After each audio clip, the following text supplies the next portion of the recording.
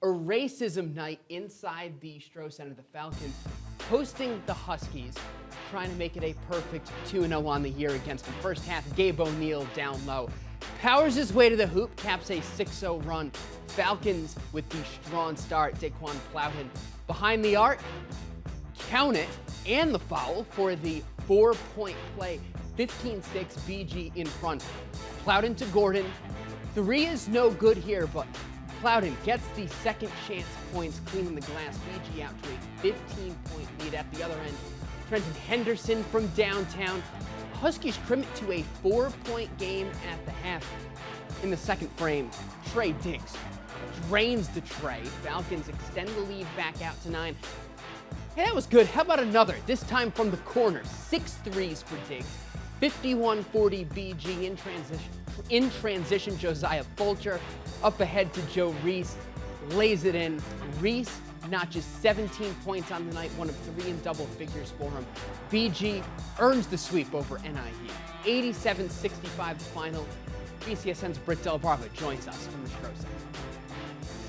Offense hasn't been the issue for Bowling Green. The Falcons leading the MAC in scoring, averaging over 82 points per game. It's easy when you have a leader like Daquan Plowden. Tonight, Plowden reaching 1,500 points in a Falcon uniform. The focus, though, has been defensively, and finally, Bowling Green feels like they're trending in the right direction after holding Northern Illinois to 65 points, a goal they set for themselves coming into tonight. You know what? The guys really performed today on the defensive end.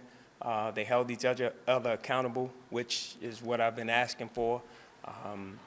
We did a great job of being in the right spot, being in the help side, rebounding the ball. We did everything that I wanted us to do. Now it has to carry over. That's the biggest thing now. Coach Huger kind of emphasized that we have to play a little more energetic. Is also, like I said, kind of just get back on the defensive end. Get stops. If we can get stops, we can score the basketball. But let's just make sure that we can stop them first.